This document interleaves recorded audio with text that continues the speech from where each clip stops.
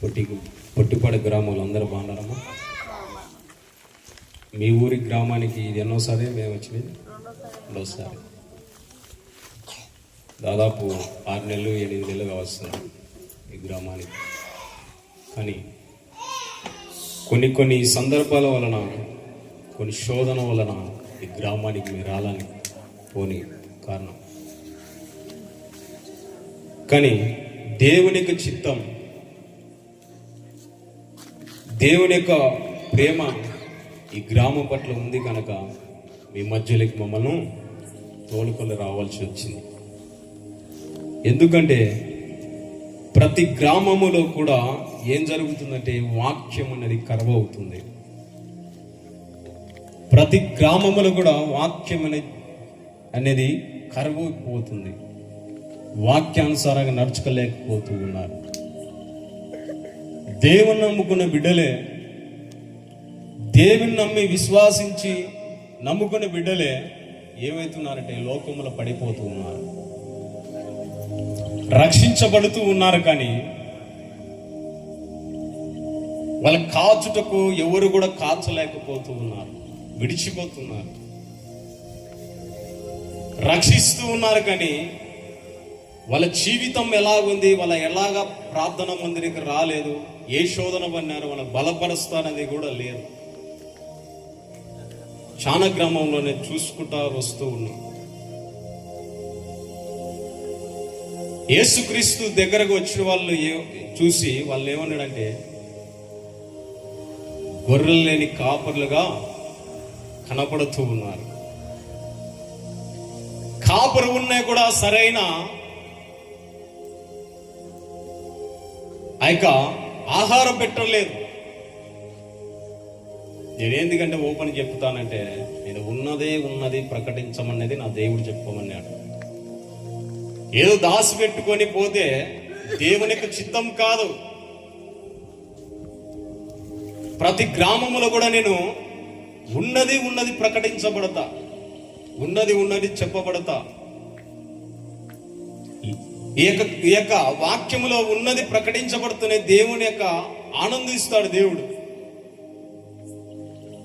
అంతేకాని నలుగురిని మెప్పించడానికి కానీ, నలుగురిని ఏదో ఆకర్షించుకోవడం కానీ, చాలా మంది లోకంలో పడిన వాళ్ళు తన జీవితాలు, తన బలిపీఠాలు పడిపోయిన జీవితాలు కనపడుతూ ఉన్నాయి. విశ్వాసం కోల్పోతూ ఉన్నారు. విశ్వాసం కోల్పోయి లోకంలో పడిపోతూ ఉన్నారు. ఏదొక సమస్యతో, ఏదొక బాధతో, ఏదొక రోగంతో దేవుని విడిచిపెట్టి లోకంలో నడుచుకోబడుతున్నాడు. చూడు ప్రియా సహోదరి సహోదరా, దేవుడు ఎందుకు వచ్చాడు? ఆయన ఎందుకు రావాల్సిన కారణం ఏమిటి? మనుషులు తెలుసుకున్న కూడా లోకంలో పడుతున్నారు. ఎందుకు పడిపోతున్నారు?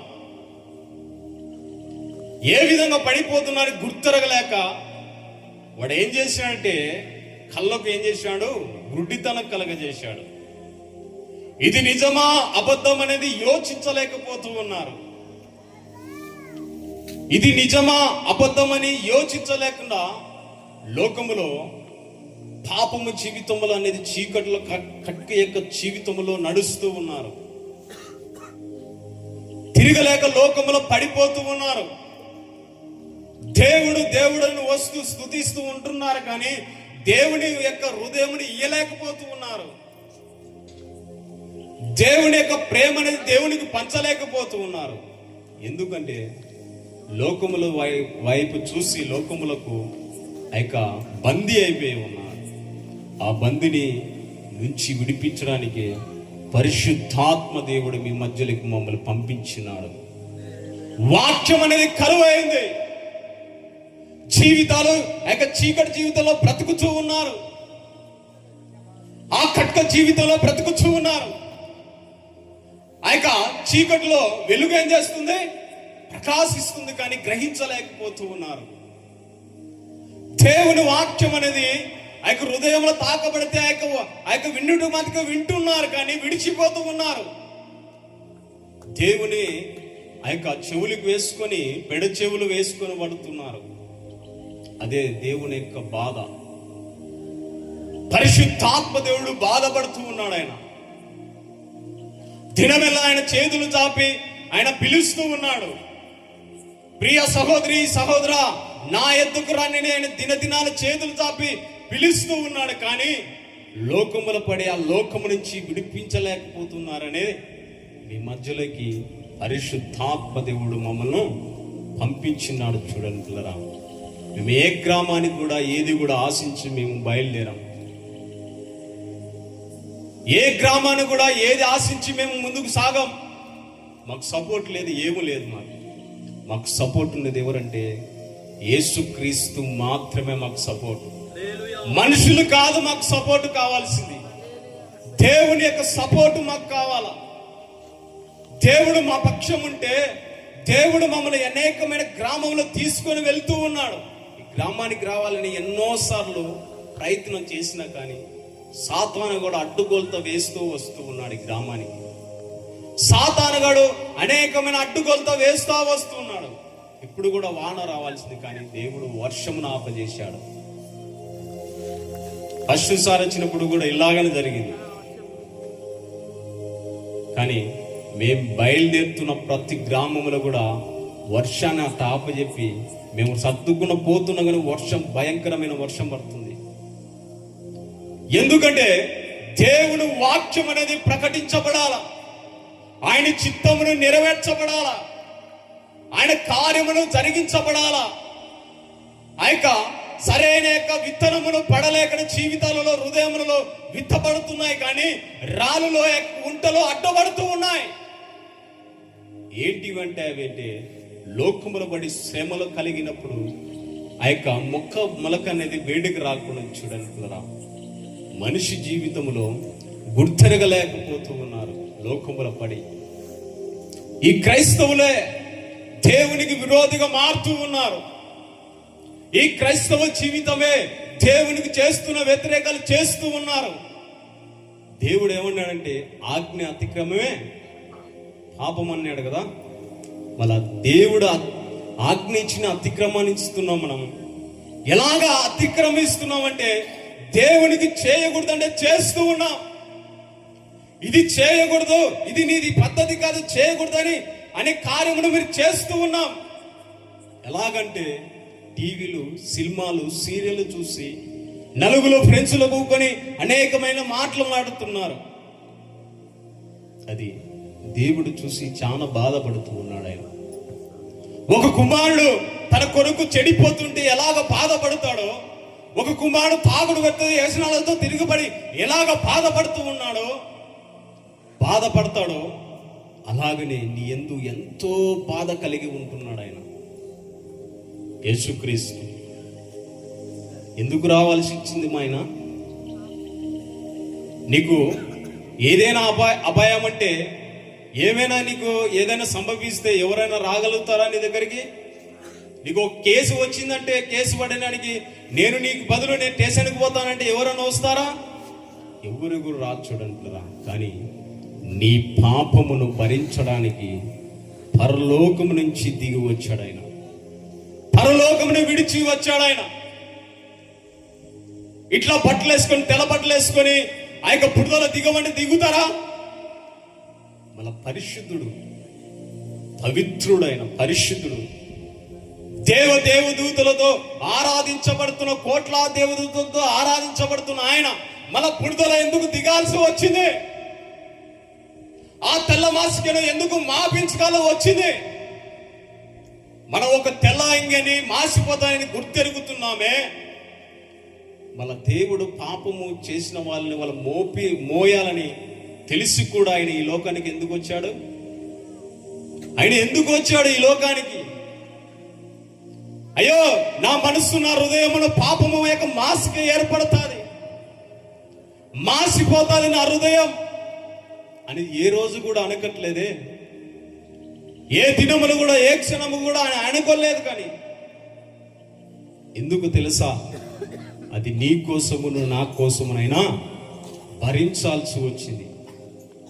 తన తల్ల వస్త్రముల మీద ఆయన బురద పూసుకోవాల్సి వచ్చింది. ఏది యొక్క బురద అంటే పాపం యొక్క బురద తన మీద వేసుకోవలసి వచ్చింది. నువ్వు చేసిన పాపము, నువ్వు చేసిన అతిక్రమం ఆయన మీద వేసుకోవాల్సి వచ్చింది. ఎందుకంటే నువ్వు నరకంలో పడి నశించిపోతావని, నువ్వు నరకంలో పడి యాతన పడతావని, నువ్వు నరకంలో పడి కేకలు వేస్తావని ఆ యొక్క వేదన చూడలేక దేవుడు రక్షించడానికి పరలోకం నుంచి దిగి వచ్చాడు ఆయన. కానీ దేవుడు తెలుసు కూడా చాలా మంది విడిచిపెడుతున్నారని పరిశుద్ధాత్మ దేవుడు మాట్లాడుతున్నాడు. చూడండి కదా, చాలా మంది క్రైస్తవులే లోకముల పడి లోక జీవితాలతో నడుస్తూ ఉన్నారు. పందిలో గుడిపినట్టు అందరిలో కలిసిపోతూ ఉన్నారు. పందులు అనేకమైన కలిసిపోయినట్లు అలాగనే కలిసిపోతూ ఉన్నారు లోకంలో. దేవుడు ఏమన్నాడంటే లోకానికి మనం ఏముండాలా? వేరుగా ఉండాలా. వేరు లేకుండా ఇట్లా నడుచుకోబోతున్నారు. చూడండి పిల్లరా, దేవుడు పరిశుద్ధుడు కనుక మనం ఎలాగుండాలా? పరిశుద్ధుగా ఉండాలి. మనం కూడా అలాగనే జీవించాలా. దేవుడు రక్షించడానికి వచ్చాడు కానీ గాయపరచడానికి రాలే. దేవుడు కాపాడడానికి వచ్చాడు కానీ, దేవుడు రక్షించడానికి వచ్చాడు కానీ నిన్ను గాయపరచడానికి రాలేదని ఈ రాత్రి కాల సమయంలో పరిశుద్ధాత్మ దేవుడు సెలవిస్తున్నాడు. ఇది ఇంట్రడక్షన్ ఎందుకు చెప్తున్నా అంటే మిమ్మల్ని లైన్లోకి రావాలని వాక్యంతో మాత్రమే చెప్తున్నా. మేము ఏదంటే ఏదో జోక్స్ చెప్పడం కాదు. ఇదిగో ఆయమ్మ చెప్పేది జోక్స్ చెప్పేది కాదు, నయించేది కాదు. ఇది మాది దక్షిణాస్తం అనేది ఉన్నది ప్రకటించడమే వాక్యం అనేదే. మీ దారిలోకి తీసుకొచ్చి వాక్యంలోకి తీసుకుపోయేదే, వాక్యం దగ్గరికి తోలికి రావడమే ఈ దక్షిణాస్తం మినిస్ట్రీస్ అనేది. దేవుడు అనేక వాళ్ళు లేపడానికి మమ్మల్ని అనేక గ్రామంలో తోలుకొని పోతూ ఉన్నాడు. చూడండి, మిమ్మల్ని లైన్లోకి రానికి ఇవన్నీ చెప్పబడిన వాక్యంతోనే చెప్పబడిన. చాలా మంది ఏదైనా లోక మాటలు చెప్తే లోకము మాటలు గుర్తుపెట్టుకుంటారు, వాక్యం గుర్తుపెట్టుకుంటారా? చెప్పరు మా వాక్యము గుర్తుపెట్టుకుంటారా? లోకములో ఇదిగో అనగనగా ఒక రాజు ఉంటాడు, రాజు గుర్తుపెట్టుకుంటాడు కానీ దేవుడు ఎక్కడ ఉన్నాడు? వాక్యం ఎక్కడ ఉంది? ఇదిగో పాస్టర్ బాగా చెప్పాడులే, అదిగో రాజు గురించి చెప్పాడులే అని అదే గుర్తుపెట్టుకుంటారు కానీ వాక్యం ఎక్కడ ఉంది? దేవుడి యొక్క వాక్యం ఎక్కడుంది? మీ హృదయంలో ఉందా? ఉండదు. చూడండి ద్వారా ఏది ఉంటుంది? అనగనగా ఒక రాజే ఉంటుంది కానీ వాక్యం ఏమాత్రం కూడా ఉండదు. అందుకే నేను ఏమి కూడా మేము దేవుడు ఏం చెప్పాడంటే ఉన్నది ప్రకటించమన్నాడు. దేవుడు మాకిచ్చిన తలాంతులు అన్నాడు. దేవుడిచ్చిన వాక్కు అలాంటిది, దేవుడిచ్చిన పిలుపు అలాంటిది. నశించిపోతున్న ఆత్మలు వెతికి రక్షించడానికే యేసుక్రీస్తు ఈ లోకానికి పంపించాడు కనుక రక్షించబడిన వాళ్ళను మళ్ళా తిరిగి తన బలిపీఠాలు కట్టుకోవడానికే మమ్మల్ని మీ మధ్యలోకి రావాల్సింది కనుక వాక్యానికి వెళ్దాం. యోహాను సువార్త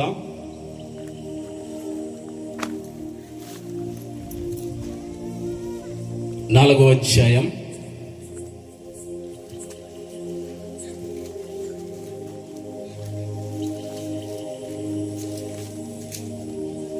5వ వచనం ఎంచుకొని వచ్చినాను అనుకున్నాం. యాకోబు తన కుమారుడైన యోసేపుకి ఇచ్చిన భూమి దగ్గరనున్న సమరయలోని సుకారాను ఒక ఊరికి వచ్చెను. అక్కడ యాకోబు బావి ఉండెను గనుక యేసు ప్రయాణము వలన అలసి ఉన్న రీతినే ఆ బావి యొద్ద కూర్చుండెను. అప్పటికి ఇంచుమించు 12 గంటలాయను. సమరయ స్త్రీ ఒకతే నీళ్లు చేదుకొనుటకు అక్కడికి రాగా యేసు నాకు దాహమునకిమ్మని ఆమెను అడిగాను. ఆయన శిష్యులు ఆహారము కొనుటకు ఊరిలోనికి వెళ్ళి ఉండిరి. ఆ సమరయ స్త్రీ, యూదుడివైన నీవు సమరయ స్త్రీనైన నన్ను దాహమునకిమ్మని ఎలాగూ అడుగుచున్నావని ఆయనతో చెప్పాను. ఏలయనగా యూదులు సమరయులతో సాంగత్యము చేయరు. అందుకు యేసు, నీవు దేవుని వరమును నాకు దాహమునకిమ్మని నిన్ను అడుగుచున్న వాడెవడో అదియు ఎరిగి ఉంటే నీవు ఆయనను అడుగుదువు, ఆయన నీకు జీవజలమిచ్చునని ఆమెతో చెప్పాను. అప్పుడు ఆ స్త్రీ, అయ్యా, ఈ బావి లోతైనది, చేదుకొనుటకు నీకేమీ లేదే. ఆ జీవజలము ఎలాగూ నీకు దొరుకును? తానును తన కుమారులను పశువులను ఈ బావి నీళ్లు త్రాగి మాకిచ్చిన మన తండ్రి అయిన యాకోబు కంటే నీవు గొప్పవాడివా చాలు. అని ఆయనని అడిగాను. చూడండి పిల్లరా, అక్కడ ఒక మాట ఉంటుంది, ఏదంటే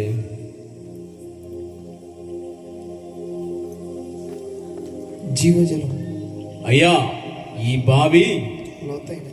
లోతైనది, అయ్యా ఈ బావి లోతైనది. ఈ మాట గుర్తు పెట్టుకోను. చూడండి పిల్లరా, యేసుక్రీస్తు అనేక గ్రామములో స్వార్థ చెప్పుకుంటూ అనేక వాళ్ళు బాగు చేస్తూ అనేక ప్రాంతములు తిరుగుతూ అనేక పట్టణములు తిరుగుతూ సంచరిస్తూ ఉన్నాడు. సంచరిస్తూ ఉంటే ఆయన ఆ యొక్క ప్రాంతములో సమరే అనే గ్రామం ఉన్నది. ఏ గ్రామమ్మా? సమరేయ గ్రామం. ఆ పట్టణములో యేసుక్రీస్తు ఆ దారిలో పోతూ ఉన్నాడు. ఆయన తన శిష్యులతో వాళ్ళందరితో శిష్యులతో కలిసి పోతూ ఉన్నాడు. పోతూ ఉంటే ఆయన అలసి ఉన్నందున ఎక్కడ కూర్చున్నాడమ్మా? బావి దగ్గర కూర్చున్నాడు. ఆయన బావి దగ్గర కూర్చుంటే ఆకలి ఉన్నందు టైం గనక ఆయన ఏ సమయంలో 12 గంటల సమయంలో అక్కడ కూర్చొని ఉన్నాడు. చూడండి కదా, తన శిష్యులు ఎక్కడ పోయినారు? వేరే గ్రామానికి వెళ్ళి గ్రామాల్లోకి పోయి ఆహారం తెచ్చుటకు గ్రామాల్లోకి పోయినాడు. చూడండి కదా, ఆహారం తెచ్చుటకు గ్రామంలోకి పోయినారు. ఎందుకు ఆ సమయంలో 12 గంటల సమయంలో ఆయన ఉండవలసి వచ్చింది? ఎందుకు ఆ ప్రాంతంలో ఆయన ఆ యొక్క ప్రాంతంలో సంచరిస్తవలసి వచ్చింది? ఆ యొక్క గ్రామములో ఊరి బెట్టలు చివరిలో ఎంతో దూరం ఉంది అది బావి. ఆ బావి ఎంతో దూరంలో ఉంది. ఈ 12 గంటల సమయంలో నిత్య మధ్యాహ్నంలో ఎందుకు ఆ యొక్క సమరశ్రీ ఎందుకు రావాల్సి వచ్చింది? ఎందుకు ఈ సమరశ్రీ ఆ యొక్క ప్రాంతంలో రావాల్సి వచ్చిందంటే నీళ్లు చేదుకున్నట్టుకు. ఏంటికిమా? నీళ్లు చేదుకున్నట్టుకు, నీళ్లు తీసుకుపోటుకు ఆ యొక్క ప్రాంతంలో రావాల్సింది. కానీ ఆమె పొద్దున రాలేదు, సాయంత్రం రాలేదు. కానీ ఎప్పుడు ఎన్ని గంటలప్పుడు వచ్చింది? మధ్యాహ్నం. ఎవరైనా నీళ్ళకు పోతారా? ఎవ్వరు గురు పోరు. చూడండి, ఈ శ్రమశ్రీ ఎవరంట? పాపాత్మురాలు, పాపం చేసిన, వ్యభిచారం చేస్తున్న స్త్రీ సమరశ్రీ.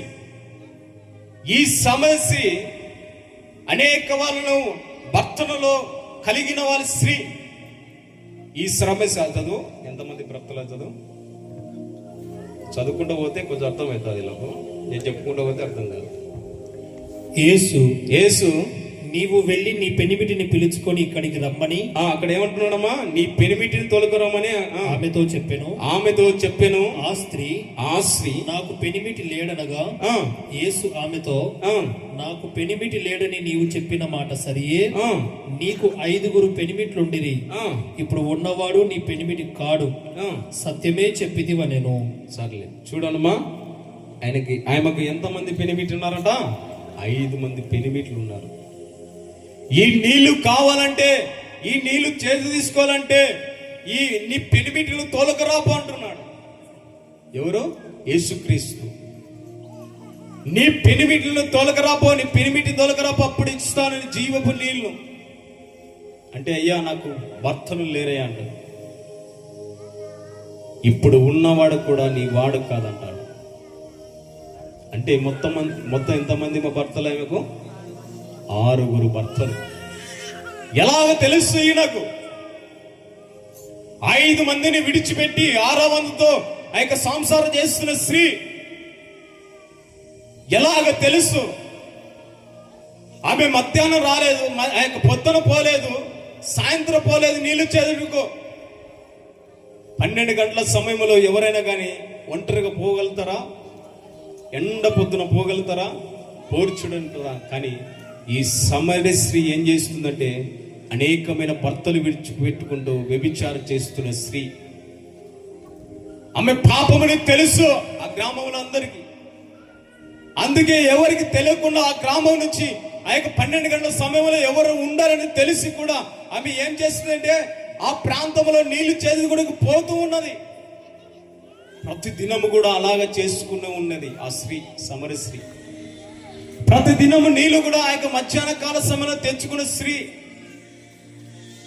మధ్యాహ్న సమయంలో యేసుక్రీస్తు కూడా ఆ మధ్యాహ్న సమయంలో 12 గంటలు అని రాయబడి ఉన్నది. ఎందుకు ఆయన 12 గంటల సమయంలో రాయబడి ఉన్నదంటే 12 గంటల సమయంలో సమరయ స్త్రీ వస్తుందనే ఆమె కోసం ఏం చేస్తున్నాడు? ఎదురు చూస్తూ ఉన్నాడు. ఆమె కోసమును ఆ యొక్క సమరయ స్త్రీ కోసము ఎదురు చూస్తూ ఉన్నాడు. 12 గంటల సమయంలో ఏ చెట్టు కింద కూర్చోలేదు, ఏ నీడి దగ్గర కూర్చోలేదు. ఆయన ఏదైనా కూర్చున్నాడు, బావి దగ్గరనే కూర్చున్నాడు. చూడండి, బావి దగ్గర కూర్చొని ఆమె కోసం ఎదురు చూస్తూ ఉన్నాడు. సమరయ స్త్రీ గురించి ఎదురు చూస్తూ ఉన్నాడు. ఆయన ఎదురు చూస్తూ ఉంటే రాగానే వచ్చింది సమరయ స్త్రీ. అప్పుడు ఆమెను అడుగుతున్నాడు, నీటి చేదుకుంటుంటే, అమ్మా నాకు దాహము ఉందమ్మా, నీళ్ళు లేము అంటాడు. నీళ్ళేమంటే, సమరయుడైన నేను, యూదుడువైన నీవు ఎలాగా నేను అడుగుచున్నామని లేఖనాలు రాయబడినాయి.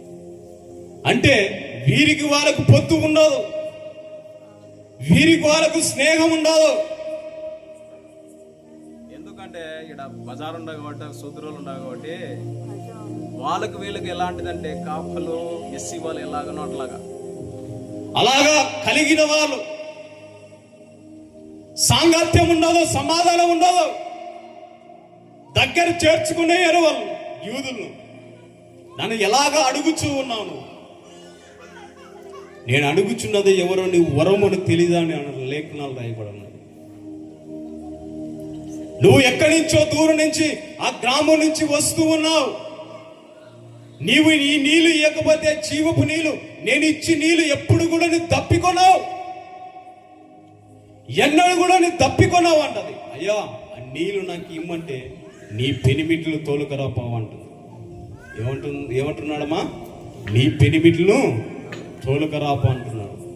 నీ పెనిమిట్ని తోలుకరాపో, నేను నీళ్ళు ఇస్తాను. నీ పెనిమిటి ఎవరున్నారో పెనిమిటి తొలకరాపు నీళ్ళు ఇస్తాను అంటే, అయ్యా నాకు పెనిమిటి లేరు, ఎవరు లేరయ్యా అని అన్నప్పుడు, ఇప్పుడు ఉన్నవాడు కూడా నీ వాడు కాదు, నీ పెనిమిటి కాదు అంటది. అయ్యా సత్యమే అని సెలవిస్తుంది, లేఖనాలు రాయబడి ఉన్నాయి. ఈ రాత్రి కాల సమయంలో పరిశుద్ధాత్మ దేవుడు తినాలని ఎదురు చూస్తూ ఉన్నాడు.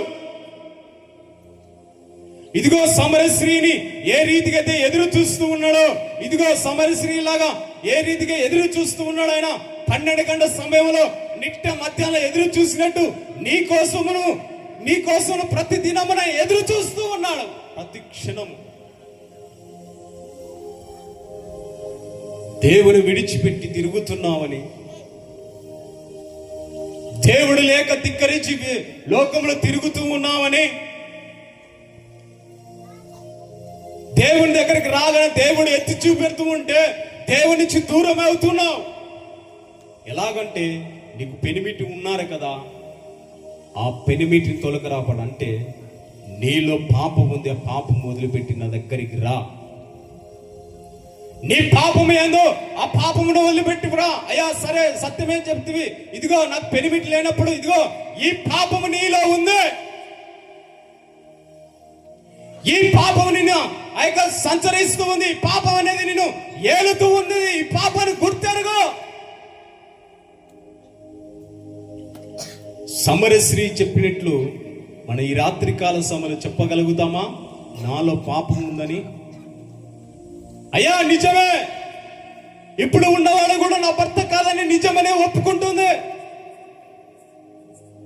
అయ్యా నువ్వు చెప్పినది సత్యమే, నువ్వు చెప్పినది కరెక్టే అని ఒప్పుకుంటుంది. కానీ మనలో పాపములు కూడా దేవుడు ఎత్తి పెడుతూ ఉంటే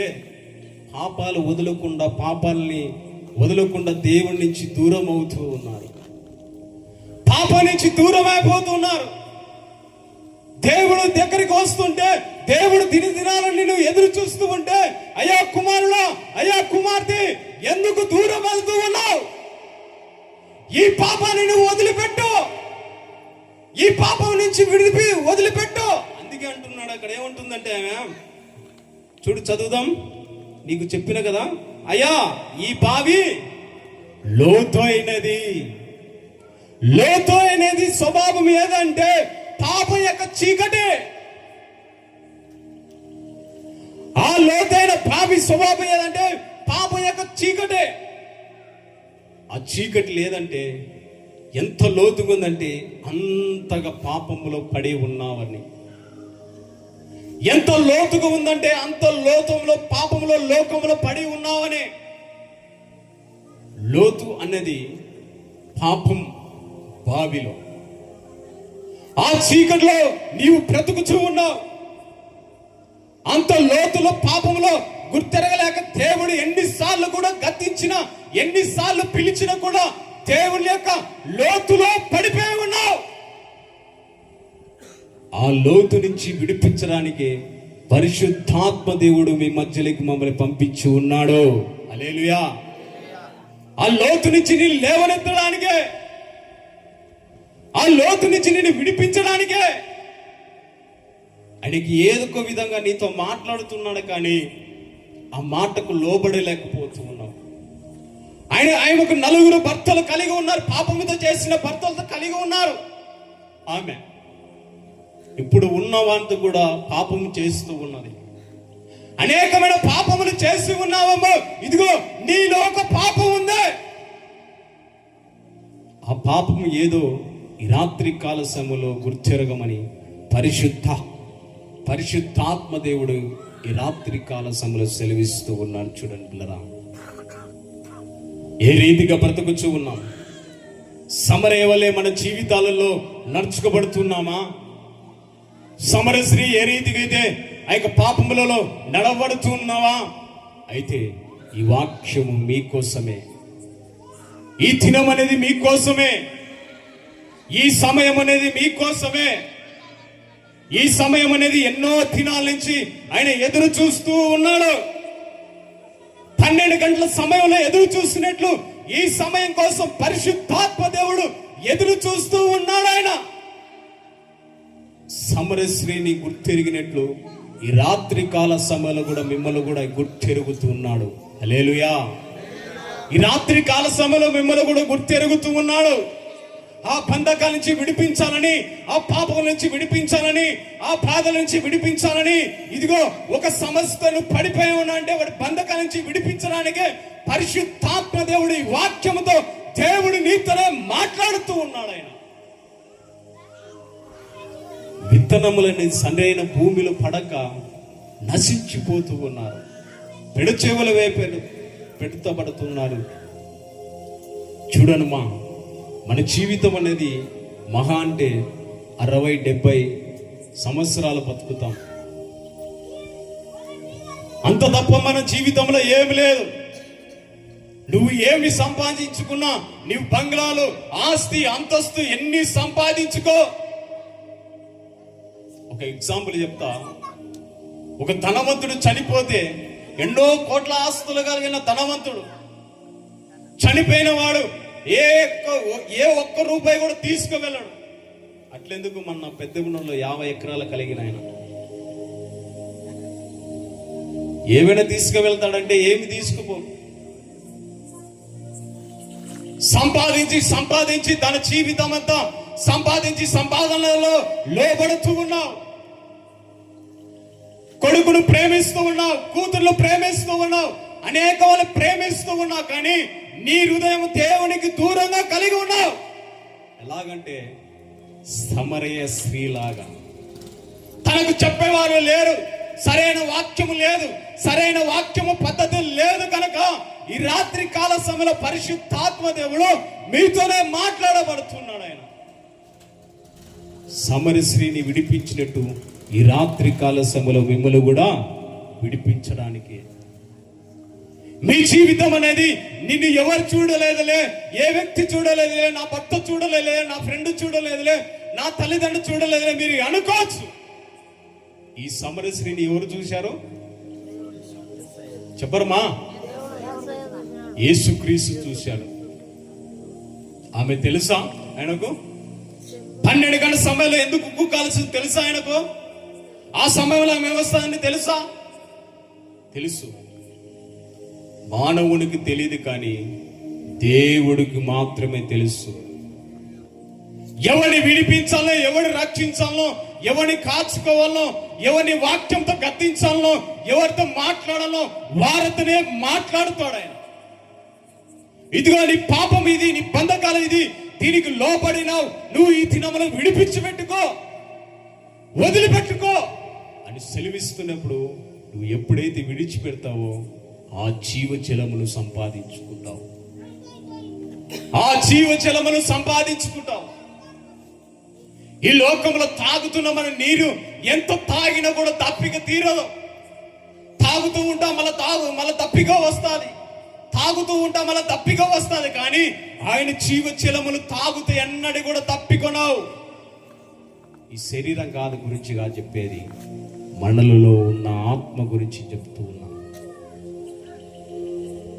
ఈ శరీరం కావాల్సినది తప్పిక తీర్చుకుంటున్నా, కానీ నీ ఆత్మను తప్పిక తీర్చుకుంటున్నావా? నీ ఆత్మను తప్పిక తీర్చుకొని అయిక తప్పికతో ఆనందిస్తూ ఉన్నావా? నీ ఆత్మ కూడా ఆహారం పెట్టాలని తెలుసా నీకు? ఈ శరీరానికి చికెను, మటను, బిర్యానీ అనేక వాణి చేస్తూ ఉన్నా, కానీ నీలో ఒక ఆత్మ ఉంది. ఆత్మకు ఆహారం పెడుతున్నారా? ఆత్మ అయింది, ఆహారం అయింది అంటారు. నీ జీవితంలో దీపం మారిపోతే నీ శరీరం లేగలుగుతుందా? నీ శరీరంలో ఒక మనిషి చనిపోతే, నేను ఉన్నాను, నా పేరు ప్రసాద్, నేను చనిపోతే ప్రసాద్ చనిపోయినాడు అంటాడా, బ్రతికి ఉన్నాడు అంటారా? చెప్పరమ్మా. చనిపోయాడు అంటున్నారు. ఎక్కడికి పోతాడు? చనిపోయాడు. ఎక్కడికి పోతాడు? ఏ ప్రదేశానికి పోతాడు? మనిషి జీవితంలో 7 జన్మలు అంటాడు. ఒక్క జన్మ ఇయ్యడం గొప్పతనం. ఒక్క జన్మలోనే నువ్వు అనేకమైన దేవునికి అనేకమైన క్రియలు చూపెడుతూ ఉన్నావు. మనిషి జీవితంలో ఒక్క జీవితంలో మనము దీపము, ఇల్లును చక్కబెట్టుకోవాలి.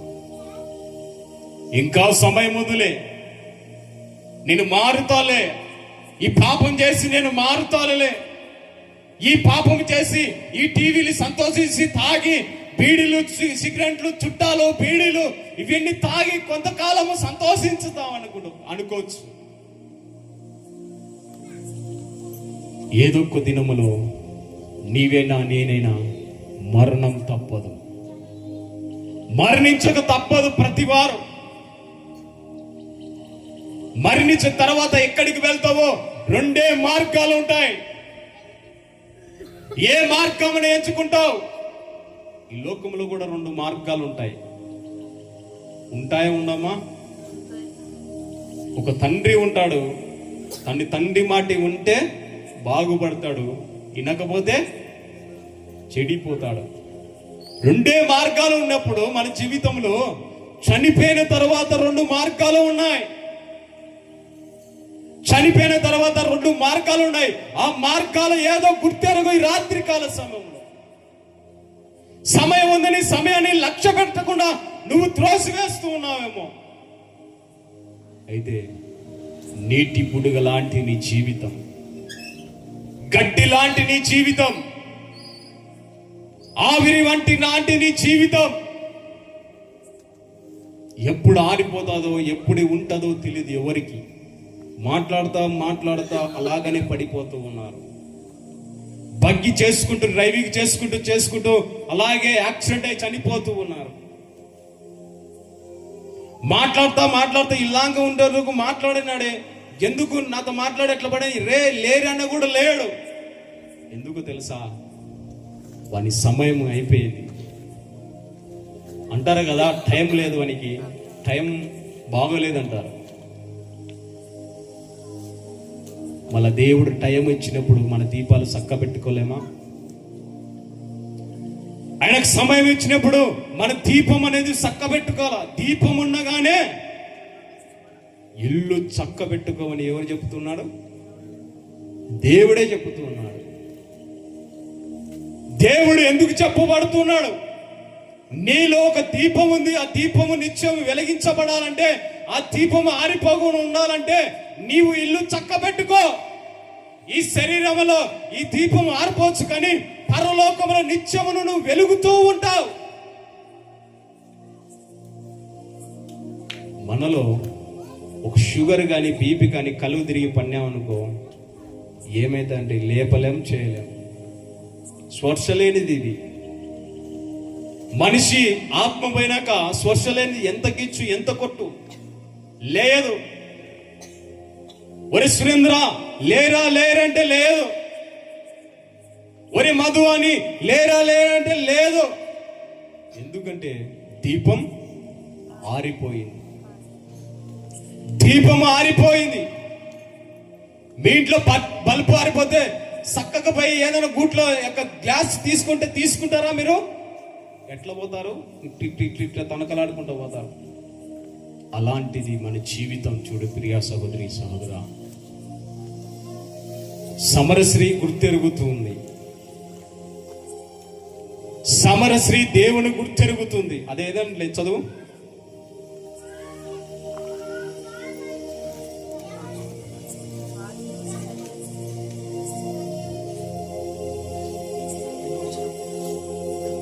చదువు. సమరశ్రీ అయ్యా నువ్వు ప్రవక్తవని నేను ఎరుగుతున్నాను. 18 వచ్చి నుంచి చదువు. అందుకు యేసు ఈ నీళ్లు తాగు ప్రతివాడును మరలా దప్పిక కొనును, నేనిచ్చు నీళ్లు త్రాగువాడు ఎప్పుడును దప్పిక కొనడు. నేను వానికి ఇచ్చు నీళ్లు నిత్య జీవం. 18 వచ్చి నుంచి నీకు 5 పెనిమిట్లుండిరి, ఇప్పుడు ఉన్నవాడు నీ పెనిమిటి కాడు, సత్యమే చెప్పితివనెను. అప్పుడు ఆ స్త్రీ, అయ్యా నీవు ప్రవక్తవని గ్రహించుచున్నాను. ఏం గ్రహిస్తుంది? నీవు ప్రవక్తవని గ్రహిస్తూ ఉందంట. ఎందుకు గ్రహిస్తూ ఉందంటే ఆమెకు 5 మంది పెనిమిట్లు ఉన్నారు, ఇప్పుడు ఉన్నవాడు కాదు, నీ పెనిమిటి కాదని చెప్పినందుకు గ్రహిస్తూ ఉన్నది. అప్పుడు కాలంలో ఎవరు వచ్చేవారంటే ప్రవక్తలు వచ్చేవారు. ప్రవక్తలు ఎలాగ చెప్పేవారంటే నీ ఇంట్లో ఇది జరుగుతూ ఉన్నది, నీ జీవితం ఇది అని చెప్పేవాళ్ళు ప్రవక్తలు. అలాగనే యేసుక్రీస్తు కూడా ఏమంటుంది? నిజమే, నేను గుర్తెరుగుతూ ఉన్నా, నువ్వు ప్రవక్తవని గ్రహిస్తూ ఉన్నది. ప్రవక్తవని గ్రహిస్తూ ఉన్నది. గ్రహించిన జీవితాన్ని, తన జీవితాన్ని మార్చుకుంది. చూడండి పిల్లరా, సమరశ్రీ తన జీవితం మార్చుకొని పట్టణాలకు పోయి ఏం చేస్తూ ఉంది? సాక్షిగా చెప్పబడుతున్నది అనేక వాళ్ళకు సువార్త. చదువు ఆ మాట, పెనిమిటి దాన్ని చదువు. ప్రవక్తవని గ్రహిస్తున్న 20 వచ్చిన చదువు. మా పితరులు ఈ పర్వతమందు ఆరాధించిరి గాని ఆరాధింపవలసిన స్థలము యెరూషలేములో ఉన్నది మీరు చెప్పుదురని ఆయనతో అనగా, యేసు ఆమెతో ఇట్లనెను, అమ్మా ఒక కాలము వచ్చుచున్నది, ఆ కాలమందు ఈ పర్వతము మీదైనను యెరూషలేములోనైనను మీరు తండ్రిని ఆరాధింపరు. నా మాట నమ్ముము. మీరు చదువు. అయితే యథార్థముగా ఆరాధించువారు ఆత్మతోనూ సత్యముతోనూ తండ్రిని ఆరాధించు కాలము వచ్చుచున్నది, అది ఇప్పుడును వచ్చియే ఉన్నది. తన్ను ఆరాధించువారు అట్టివారే కావాలనని తండ్రి కోరుచున్నాడు. చూడండి పిల్లరా, అక్కడ ఏమంటున్నా అంటే 20 వచనాలతో ఆరాధించువాడు ఆత్మతోనూ సత్యముతోనూ ఆరాధించమంటున్నాడు. ఈ దినాలు ఎలాగ ఆరాధిస్తూ ఉన్నారు దేవుని? ఈ దినములో దేవుని ఎలాగ ఆరాధిస్తూ ఉన్నారు? ఈ దినములో ఎలాగ దేవుని స్తుతిస్తూ ఆరాధించబడుతూ ఉన్నారు? ఆయన చెప్తూ ఉన్నాడు, ఆరాధించువాడు ఆత్మతోనూ సత్యముతోనూ ఆరాధించే టైం వచ్చింది. ఇప్పుడు వచ్చి ఉంది అంటున్నాడు. హల్లెలూయా! ఇప్పుడు వచ్చి ఉన్నది. ఎందుకు ఇప్పుడు వచ్చిందంటే యేసుక్రీస్తు ఈ భూలోకానికి వచ్చి ఉన్నాడు. ఆయన ఆత్మతోనూ సత్యముతోనూ ఆరాధించే టైం వచ్చి ఉన్నది. ఆయన ఎప్పుడు వచ్చి ఉన్నాడో అప్పుడే వచ్చి ఉన్నది. కానీ ఈ దినములలో ఎలాగ ఆరాధిస్తబడుతూ ఉన్నాం? ఈ దినములలో ఎలాగ ఆయనను స్తుతించబడుతున్నాం. పండుగలు రాని పండుగ రాగానే క్రిస్మస్, గుడ్ ఫ్రైడే కదా మనకు ఉండేది. అప్పుడు ఎలాగ ఆరాధిస్తాం? గుడ్ ఫ్రైడే రోజు ఎలాగ ఆరాధిస్తాం తెలుసా? రంగులు కలుపుకొని, ఈ మాట చెప్పింటే మా నాయన ఏమన్నాడు తెలుసా? రే అట్లా చెప్పాకురా, ఎవరైనా ఫీల్ అవుతారా నాతో అన్నాడు. ఇది ఉప్పులూరు గ్రామంలో చెప్పిండే. అట్లా మాట్లాడకురా అంటే బైబిల్ ఉన్నది ప్రకటింపబడాను. ఏం చేయమంటావు? నాయంప రావాకు, ఇట్లా అన్నపడైతే నాయంప రావాకు. అందుకే ఈరోజు రాలే. ఇట్లా అన్నపడైతే రావాకు నాయంపడి. నా దేవుడు ఉన్నది ప్రకటించమన్నాడు. లేఖనాలు ఉన్నాయా? ఇట్లా రంగులు చల్లుకోవని, ఆయన చెట్టు కట్టుకోవని ఎక్కడైనా లేఖనాలు రాయబడినాయా? పటాలు తీసుకోపోయి గుట్లో పెట్టుకొని పూజించమని లేఖనాలు రాయబడినాయా అని వాగ్దానం చేశాను. చూడండి పిల్లరా, నువ్వు రావాకు. అసలుకు పెద్దోళ్ళు ఏం తెలుసు అంటే వాళ్ళ మతమే అంతే. విన్నారు వాళ్ళు. నాయనా బైబిల్ ఇట చెప్పింది, దేవుడు ఇట చెప్పలేదంటే ఫీల్ అవుతారా కొంతమంది. ఫీల్ కానీ ఉన్నది చెప్తే ఏ ఫీలు? వింటే వింటారు, చెవులు వేసుకుంటే బాగుపడతారు, చెవులు వేసుకపోతే చెడిపోతారు. దేవుడు ఒక కేక వేస్తే లోకమంతా వెళ్ళిపోవాల్సిందే. దేవుడు ఆయన వస్తున్నప్పుడు అప్పుడు చేస్తారు, రొమ్ము కొట్టుకుంటూ అయ్యో నా తండ్రే అని రొమ్ము కొట్టుకుంటారంట. ఆ దినములో ఆ దినం రాబడుతుంది. ఇప్పుడు నువ్వు పాపం చేసి చనిపోయి పూడ్చిపెట్టినావనుకో, నీ శరీరం పాపం చేసిన శరీరం సహా లేయాల్సిందే. నువ్వు ఎన్ని పాపాలు చేయి, ఎన్ని తప్పులు చేయి, ఇదిగో నేను సంతోషించిన పనుక్కుని అది నిద్రపోతున్నాను అనుకోవచ్చు నువ్వు. అంటే మీ మాటలు అర్థం చెప్తున్నా నేను. నువ్వు ఎముకలు కానరాకపోయినా శరీరం తిరిగి లేయాల్సిందే. అంటే ఆయన వచ్చే సమయం అప్పుడు చూసి రొమ్ములు కొట్టుకుంటారంట. అయ్యో నిజమైన దేవుడిని గుర్తెరగబోతుని, గుర్తెరిగిన కూడా పాపం చేస్తునని రొమ్ములు కొట్టుకున్న సమయం రాబడుతూ ఉన్నది. రొమ్ములు కొట్టుకునే సమయం ఆయన అతి త్వరలో రాబడుతున్నాడు, అతి సమీపంలో ఉన్నాడు. ఒక బంధువు వస్తున్నాడంటే జొమ్మలబడి అనుకో, పొద్దుటూరుకు వచ్చి ఎవరో ఒకరు అడిగితే ఎక్కడికి వచ్చినారు? దగ్గరలో ఉన్నారంటారు. అంటారు లేదమ్మా? దగ్గరలో ఉన్నారు. చాంకులు మనుషులకు మీ ఊరు దగ్గరలో ఉన్నా అంటారు. అలాగనే యేసుక్రీస్తు అతి సమీపంలో రాబడుతూ ఉన్నాడు. ఆయన ఆ కుమారుని కూడా తెలియదు ఆ సమయం అంటే. తెలియదు అంటే సమయం అంటే ఆయనకి ఎప్పుడు వస్తాడో తెలియదు ఆయనకు. ఆయన ఒక్కసారి అటు అనుకుంటే భూలోకానికి రాగలుగుతాడు. ఆయన రాగలుగుతాడు. అక్కడ ఏమంటున్నాడమ్మా? ఆత్మతోనూ సత్యముతోనూ ఆరాధించాలంటున్నాడు. నేను వాగ్దానం చేసినప్పుడు దేవుడు బైబిల్లో ఎక్కడైనా రాయబడినాడా?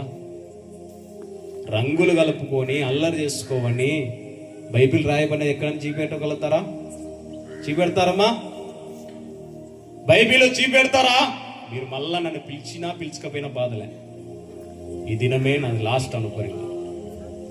ఎందుకంటే ఉండదు ప్రకటించడం, లేనిది కలపడ కాదు వాక్యం, లేని తీసుకువచ్చేది కాదు వాక్యం. వాక్యం అనేది రెండంచుల కట్ట వంటిదే. నీ హృదయంలో తీసుకొని వెళ్తారైన వాక్యం. అలాంటిది వాక్యం. పాపములు పడుతుంటే ఆ పాపాన్ని ఎత్తి చూపే వాక్యం. నువ్వు తప్పు చేస్తుంటే గద్దించే వాక్యం.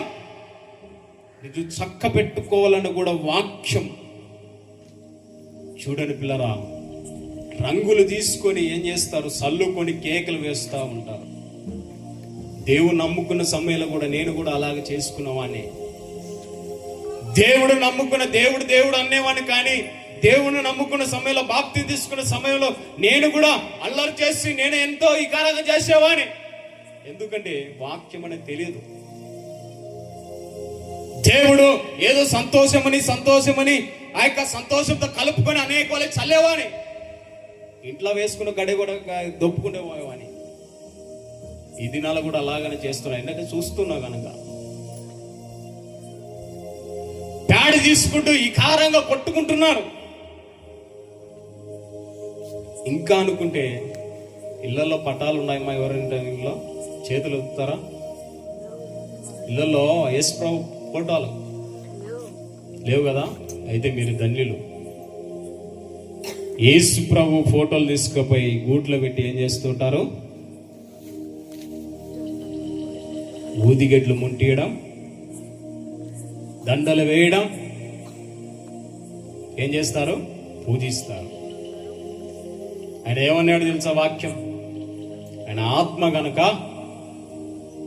ఆత్మలోనే ఆరాధించాలి. ఆయన ఏ రూపం లేదు ఆయనకు. పైన ఆకాశమైన కానీ భూమి కానీ భూమి నీళ్ళందు కానీ ఏ రూపం కూడా మీరు చేసుకోకూడదు. దానికి పడి సాష్టాంగ నమస్కారం చేయకూడదు. ఎవరు చెప్పారు? నేను చెప్తున్నానా? వాళ్ళ వాక్యాన్ని నమ్ముతారా, మనుషులు నమ్ముతారా? చెప్పరమ్మా. ఎందుకంటే దేవుడు ఉన్నది సబ్బులాగా ఉతుకమన్నాడు. సబ్బు ఎంత పెట్టుకొని ఉతుకుతే అంతగా నీటిగా వస్తుంది బట్టలు, అంతగా తేటగా వస్తుంది తెల్ల వస్త్రం.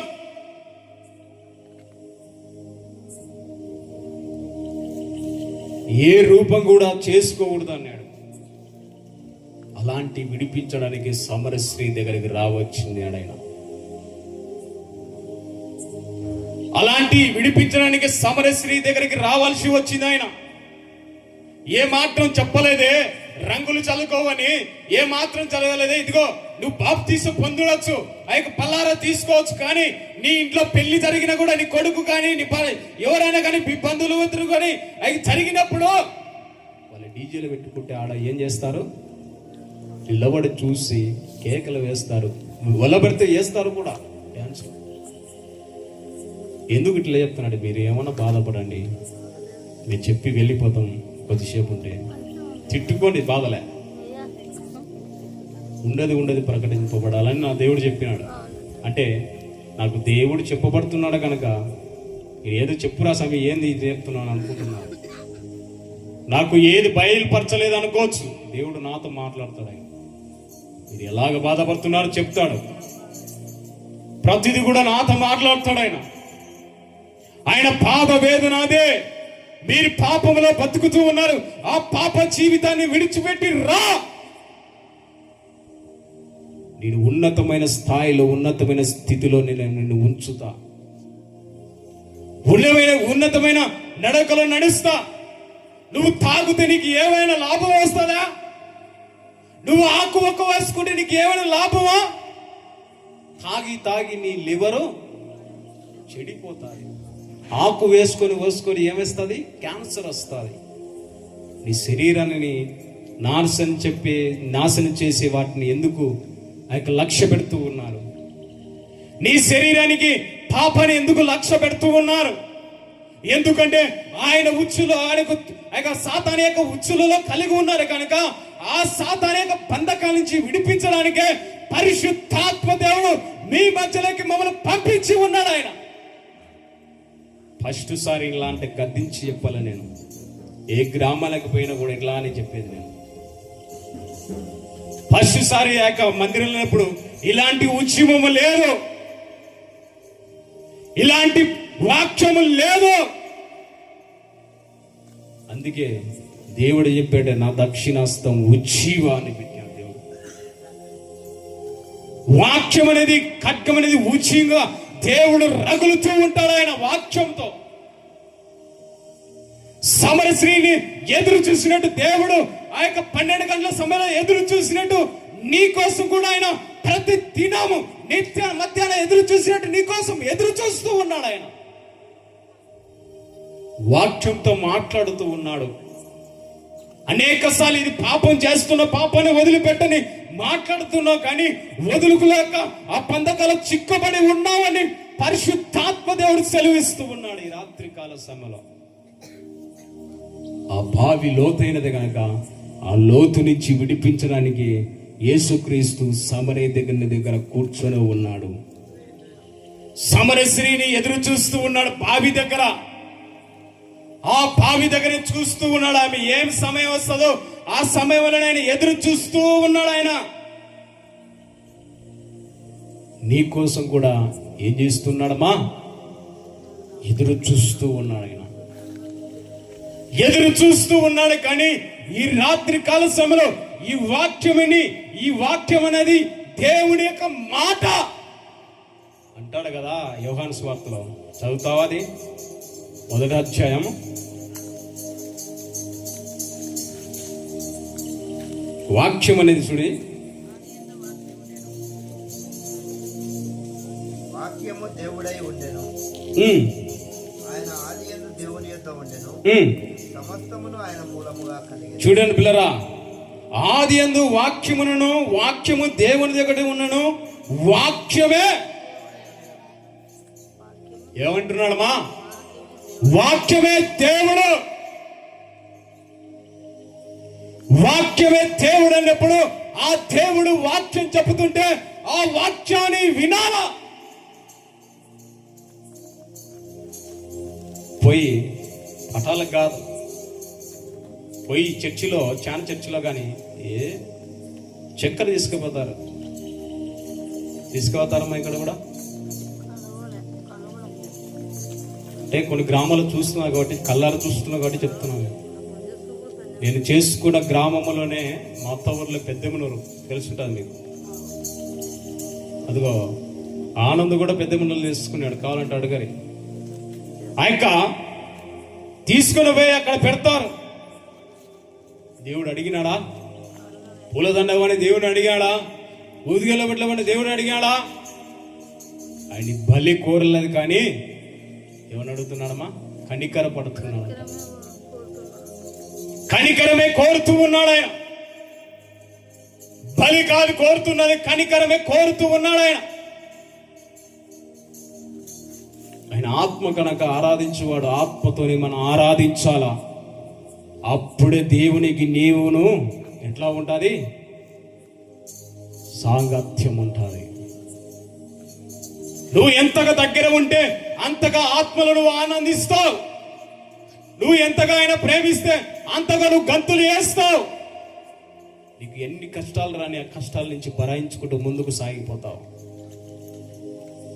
ప్రార్థనకు రాగానే ఏ సమస్య తీరుతున్నాయి దేవుడు అని కొంతమంది, ఏం చేసినా కూడా నా రోగం పోలేదని కొంతమంది, ఎన్ని చేసినా కూడా ప్రార్థన చేసి కూడా నా ప్రార్థన వెళ్ళలేదని కొంతమంది, చాలా మంది దేవుని విడిచిపెట్టి లోకంలో పడిపోతున్నారు. అమ్మా, నీ విశ్వాసమే నిన్ను స్వస్థపరచెను అని ఎవరు అంటున్నాడు? యేసుక్రీస్తు అంటున్నాడు. నీలో విశ్వాసం లేకపోతే దేవునికి ఎలాగ ఇష్టడైతావు? నీ విశ్వాసం లేకపోతే దేవునికి ఎలాగ ఇష్టం అవుతావు? నువ్వు అడిగినవని దేవుడు ఎలాగ ఇయ్యగలుగుతాడు? నువ్వు అడగని నీ రోగం ఎలా బాగు చేయగలుగుతాడు? నీలో ఒక మాసిక పెట్టుకొని, నీలో ఒక పాపం పెట్టుకొని, నీలో ఒక బాధ ఒక పాపం పెట్టుకొని దేవా దేవా అని అడిగితే ఎలాగ ఇస్తాడనుకుంటున్నావు? ఎలాగ ఇస్తాడనుకుంటున్నావు? ఎందుకు ఇలాగ మాట్లాడుతున్నా అంటే, సమరశ్రీని ఎత్తి చూపెట్టినట్టే పాపము ఈ రాత్రి కాల సమయంలో ఎత్తి చూపెడుతున్నాడు పరిశుద్ధాత్మ దేవుడు. ఈ రాత్రి కాల సమయంలో ఎత్తి చూపెడుతూ ఉన్నాడు ఆయన. సమరశ్రీకి మొత్తం ఎంతమంది భర్తలమా? 6 మంది భర్తలు. ఇప్పుడు ఉన్నవాడు కూడా నీ వాడు కాదు, నీ పెనిమిటి కాదు. ఆమె గుర్తెరుగుతుంది, నేను చేస్తున్న పాపము, నేను చేస్తున్న వ్యభిచారం అని గుర్తెరుగుతుంది. కానీ దేవుని తెలిసి కూడా చాలా మంది ఏం చేస్తున్నారంటే పాపము చేస్తూ ఉన్నారు. ఇప్పుడు నువ్వు పోగానే ఏం చేస్తారంటే, నేను పోతాం కదా, టీవీ అట్లా ఆన్ చేస్తారు. ఏదైనా ఇంట్లో పోగులు కానీ ఏదైనా పక్కన పెట్టానుకో, భర్త మీద లేస్తారు, భార్య మీద లేస్తారు. నువ్వు ఎలాంటి వారైనా కూడా ఇంట్లో ఎంత సమస్య ఉన్నా కూడా దేవుడు వాటన్నిటి కూడా దేవుడు ఏం చేస్తాడు? బాగు చేసి చక్కబెట్టే దేవుడు ఆయన. బాగు చేసి చక్కబెట్టవాడు దేవుడు ఆయన. ఈమెను సమరశ్రీని చక్కబెట్టబడిన దేవుడైన. అందుకే ఆమె కోసం ఎదురు చూసాల్సి వచ్చింది 12 గంటల సమయంలో. అందుకే ఆయన శిష్యులను ఆ ప్రాంతం నుంచి వెళ్ళగొట్టవలసి వచ్చింది. ఆ ప్రాంతంలో శిష్యులు లేకుండా ఆ గ్రామంలోకి పోవాల్సి వచ్చింది. ఎందుకంటే సమరశ్రీ వస్తుంది కనుక, ఆమెతో మాట్లాడాల కనుక, ఆమెతో పాపం ఉందని చూపించాల కనుక, ఇదిగో నువ్వు చేస్తున్న పాపం ఇది, నువ్వు చేస్తున్న తప్పు ఇది అని ఎత్తి చూపెట్టాల కనుక, ఇది తప్పనిది చూపెట్టాల కనుక. వాక్యం ఎలాంటిదంటే అద్దం మీద నిలబడుకుంటే ఎట్లా ఉంటదమ్మా, అలాంటిది వాక్యం. అద్దం లాంటిది. మన పాపం ఏదో మనం అద్దం ముందర నిలబడుకుంటే మన పాపం ఎలాగ చూపెడుతుందో అలాగనే ఈ వాక్యం అద్దం లాంటిది. వాక్యం తేటగా చూపెట్టదే ఈ వాక్యం. నీలో ఏమున్నదో చూపెట్టేదే ఈ వాక్యం. చూడండి ప్రియ సహోదరి సహోదరా, అలాగనే ముందుకెళ్దాం.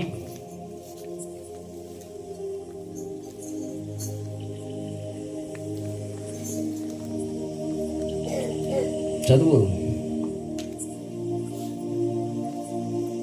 తన్ను ఆరాధించువారు అట్టివారే కావాలనని తండ్రి కోరుచున్నాడు. దేవుడు ఆత్మ గనుక ఆయనను ఆరాధించువారు ఆత్మతోనూ సత్యముతోనూ ఆరాధింపవలనను. ఆ స్త్రీ ఆయనతో, క్రీస్తనబడిన మెస్సియ వచ్చునని నేను ఎరుగుదును. చూడు ఎప్పుడు అంటుంది, ఫస్ట్ ఏమన్నది ప్రవక్త అని నేను గ్రహిస్తూ ఉన్నాను. ఇప్పుడు వచ్చి ఉన్నది అని ఎవరు అన్నారు? దేవుడు అన్నాడు.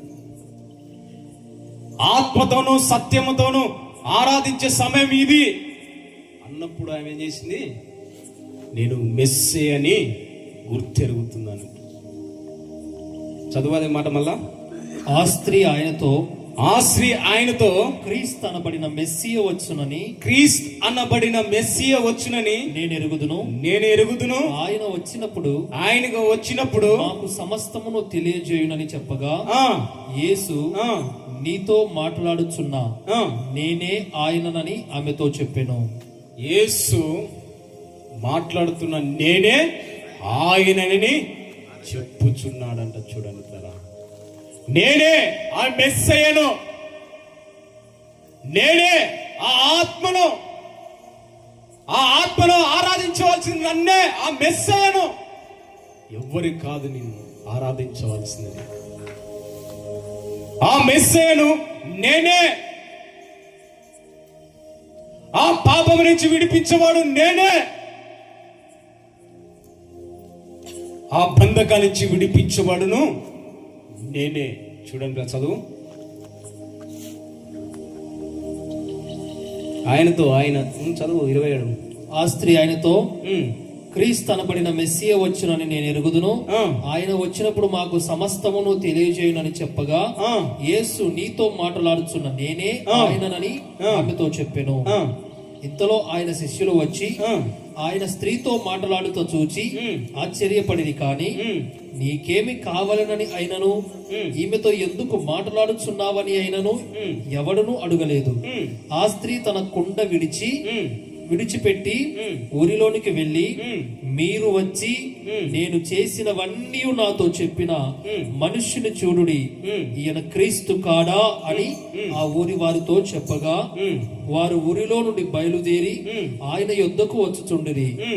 అలాగా శిష్యులు, బోధకుడా, భోజనము చేయమని ఆయనను వేడుకొనిరి. అక్కడ ఆమె కుండ ఏం చేసిందమ్మా? కుండ అంటే పాపం. కుండ అంటే పాపం. మీకు ఆ కుండ యొక్క పాపాన్ని ఏం చేసింది? విడిచిపెట్టుకుందా, వెంట తీసుకొని పోయిందా? విడిచిపెట్టింది. విడిచిపెట్టడం అంటే పాపాన్ని విడిచిపెట్టడం. ఆ కుండను అక్కడ పెట్టి విడిచిపెట్టింది. విడిచిపెట్టి ఏం చెప్తుంది? గ్రామం అంతా, పట్టణానికంతా ఏం చెప్తుంది? చదువుదే ఏం చెప్తుంది చూడి. నేను చేసినవన్నీ నాతో చెప్పిన మనిషిని చూడుడి, ఈయన క్రీస్తు కాడా అని ఆ ఊరి వారితో చెప్పగా, ఈయన క్రీస్తు కాడా అని ఆ ఊరి వారందరితో చెప్పబడుతుందంట. నేను చేసినవన్నీ ఆ దేవుడు నాతో చెప్పబడుతూ ఉన్నాడు.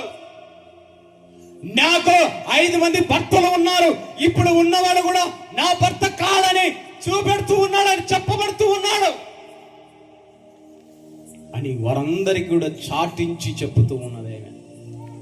వారందరికి కూడా చెప్పబడుతూ ఉన్నదేమో. వారందరికి కూడా ఈ యొక్క నేను పాపం చేసి ఉన్నా, ఇంతకాలం పాపం చేసిన అవన్నీ నాకు ఎత్తి చూపెడుతూ ఉన్నాడు ఆయన అని ఎవరు సెలవిస్తూ ఉన్నారు? సమరయ స్త్రీ. పాపాన్ని విడిచిపెట్టి, ఆ కుండ యొక్క పాపాన్ని విడిచిపెట్టి ఊర్లోకి పోయి ఏం చేస్తూ ఉన్నది?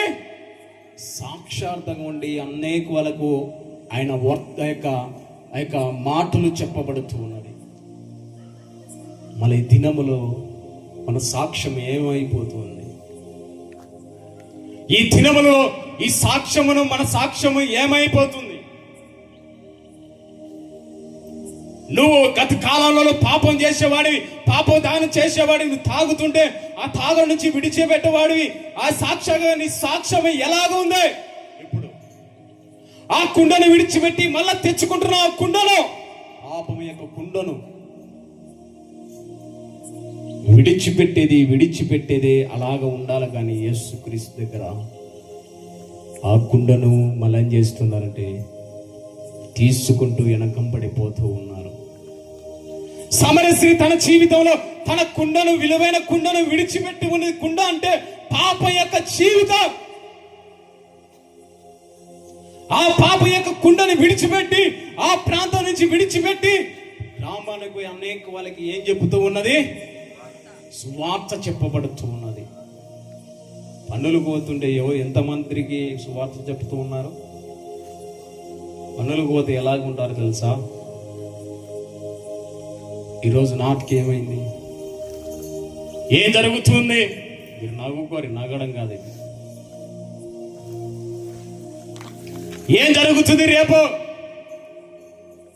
ఆమె ఇట్లా పోయింది, వీరు మాట్లాడుకుంటారు. కానీ దేవుని యొక్క మాటలు, దేవుని యొక్క పాటలు పాడుతూ ఉన్నారా? వాళ్ళని సాక్ష్యం ఏమవుతుంది? నీ సాక్ష్యమును దరికి కూడా చేర్చలేదు. నీ సాక్ష్యము ఈ పక్కింటి వాళ్ళకు కూడా చెప్పట్లేదు. కానీ ఆమె ఏం చేస్తుంది? ఊరంతా సువార్త చెప్పబడుతున్నది. ఈ లోకములో నీవు ఇంకా బ్రతుకున్నావంటే, ఇంకా ఆయుస్సు ఆరోగ్యం ఇచ్చాడంటే ఎందుకు అనుకున్నావు? నీ పని కోసమును, నీ ధనం కోసమును, నీ డబ్బు కోసమును, నీ బంగారు కోసమును, నీ పిల్లల కోసము అని అనుకుంటున్నావా? కాదు. మొదటిగా దేవుని కోసం, తన తర్వాతే నీ పిల్లలు, నీ ఆస్తి. ఏది ఎక్కువగా నువ్వు ప్రేమిస్తావో, ఏది ఎక్కువగా దానిని స్తుతిస్తావో అదే నీకు విగ్రహారాధన. నీ కొడుకును ప్రేమిస్తున్నావు అంటే అదే నీకు. ఎందుకంటే దుష్టులు ఉన్నారు, ఫీల్ అవుతారు. విగ్రహారాధన ఏం చేస్తారు? దేవుని కంటే మొదట స్థానం ఇవ్వకపోతే నీ జీవితమే వ్యర్థం. నీ సాక్ష్యమును నీ బంధువులకు చెప్పబడుతూ ఉన్నావు, కానీ నువ్వు చెప్పలేదని కారణం ఏదంటే నీ యొక్క పాపము అలాగే పెట్టుకున్నావని. నన్ను దేవుడు రక్షించి నేను ఆటికి ఆగిపోలే. ఇప్పుడు మీ మధ్యలోకి వచ్చి ఏం చేస్తున్నా? సువార్త చెప్పబడుతున్నా. నా సాక్ష్యం చెప్పినానమ్మా నీకు? చెప్పినానా? అబద్ధం చెప్పినానా? మీకు తెలుసమ్మా?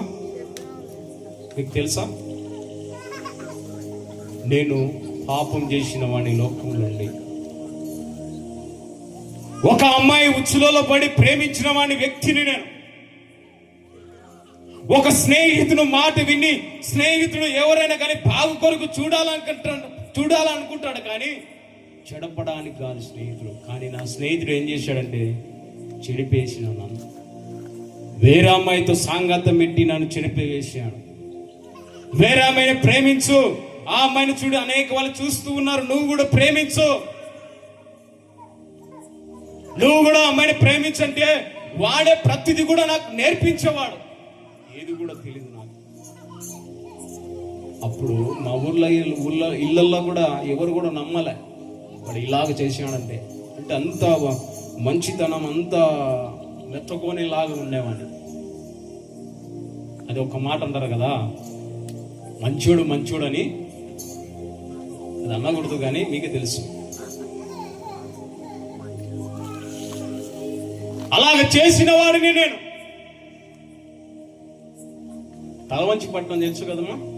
తలవంచిపట్నం స్టేషన్ తెలుసా? ఆ స్టేషన్లో 20 ఏళ్ళు పైగా దెబ్బలు తిన్నవాడిని వ్యక్తిని నేను. 20 ఏళ్ళు అమ్మాయి సమయంలో ఆ అమ్మాయి కొరకును, ఆ అమ్మాయి ఆఖరి వరకును, ఆ అమ్మాయి కావాలని వాడు ఎంత అదో ఆ యొక్క 2వ +2 లో తీసుకుపోయి కొడుతూ ఉన్నారు నన్ను.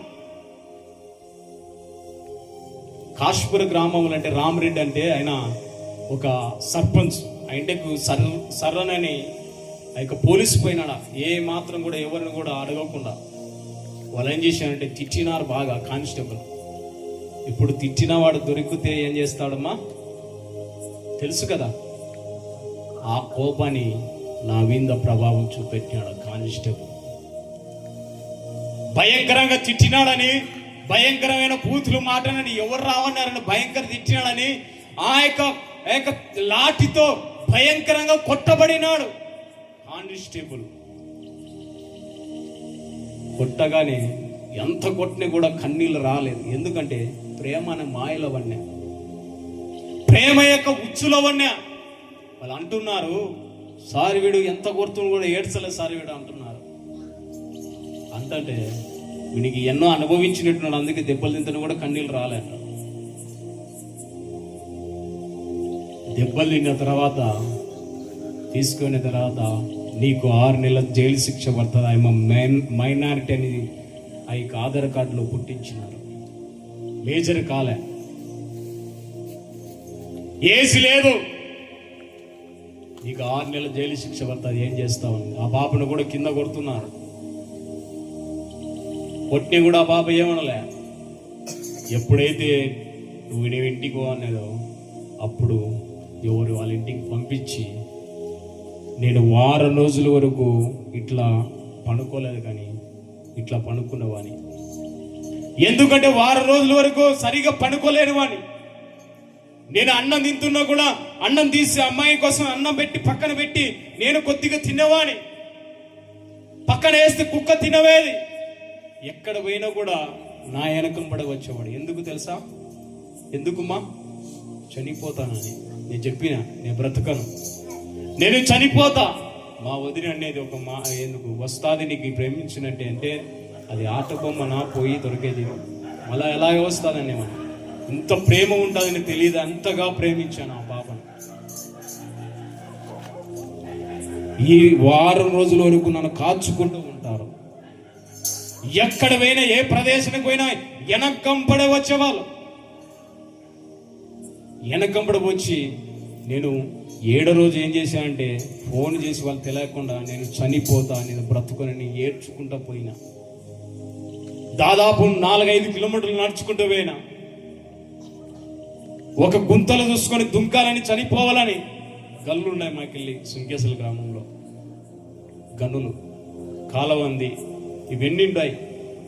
ఆ ప్రాంతంలో దుంకి చనిపోవాలనుకున్నా కానీ దేవుని యొక్క చిత్తం లేదు. అప్పుడు చనిపోవాలన్న ప్రేరేపణ వస్తున్నది కానీ ఆ యొక్క సాతాను కూడా అనేకమైన ప్రేరేపణ కలిగించేవాడు ఆ రోజులో.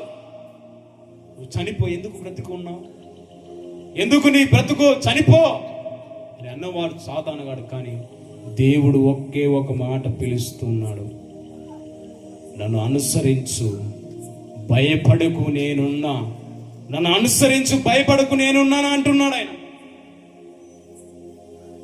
లాస్ట్కు చనిపోవాలనుకుంటే దేవుడు అక్కడి నుంచి వేరే వాళ్ళని తోలుకొచ్చి నన్ను తీసుకుపోయాను. చూడండి, తోలకపోయగానే ఆడ కూడా అదేం చేశానంటే అనేకమైన ప్రయత్నాలు చేసిన, దేవుని తీర్మానం చేసుకొని, ఇదిగో దేవుడిని తీర్మానం చేసుకుని దేవుని దగ్గర ప్రార్థన చేసుకొని, ఇదిగో నేను 6 నెలలు టైం పెడుతున్నాను నీకు, నాకు ఆ కుమార్తె వచ్చినట్టు, లేకపోతే నేను చనిపోతా. నేను అన్నం తీసి అట్లా ఉలవ చేస్తుంటే, నీకేం దిమాక్ అయిందిరా, నీకు తెలివిందరా అని మా అమ్మ అన్నది. ఇంకా అదే పిచ్చిలో అదే మెంటాలజీ ఉండవు, ఏందిరా నీది అనేది అంటుంటే, అట్లా 3 వారాలు అట్లనే నా జీవితం అంతా కొనసాగింది. చూడండి, ఒక జ్యోతిష్యుడు ఒక చిన్న కుర్రవాడు జ్యోతిష చెప్పేవాడు. ఆ కుర్రవాడు తెలుసు నాకు, నేను ఆటో డ్రైవర్, ఆటో తోలుతుంటాను. తెలుసున్నప్పుడు వాని నెంబర్ తీసుకొని ఫోన్ చేసి ఆ పాప రావాలని ఒక 4,000 కొట్టు, నీకు అకౌంట్లో డబ్బులు నీకు ఒక రేకులు పంపిస్తా, వాటి పూజిస్తూ అక్కడ యజ్ఞాలు చేస్తూ ఉన్నారు, ఆ పాప రాకూడదని మబ్బి పెట్టి 4,000 తీసుకున్నాడు. అవి రాగానే ఒక వారంలోనే సోమవారం మంగళవారము శుక్రవారము ఆరాధించేవాని ఊదిగడ్డ పెట్టి. ఎందుకోసం అంటే ఆ పాప కోసం. లాస్ట్కు నాకు అసగించుకొని, ఏంది నీ జీవితం అని అసగించుకొని పారేసి ఎప్పుడైతే ఉపవాసాలు మొదలు పెట్టానో అప్పటి నుంచి దేవుడు నాతో మాట్లాడడం ప్రారంభించాడు. ఆయన అప్పటి నుంచి నన్ను దగ్గర తీసుకోవడం ప్రారంభించాడు. ఆయన 3 వారాలు శుక్రవారం నైట్ నుంచి ఆదివారం మధ్యాహ్నం వరకు ఏ నీరు తీసుకోకుండా ఉపవాసం చేసేవాని. 3వ వారంలో ఆయన వచ్చి ఆయన హస్తాలు తాకగానే ఏ మాత్రం కూడా ప్రేమ అనేది లేదు. ఇప్పుడు ఫోన్లో ఫోటో కానీ ఏదో వీడియో చేస్తే డిలీట్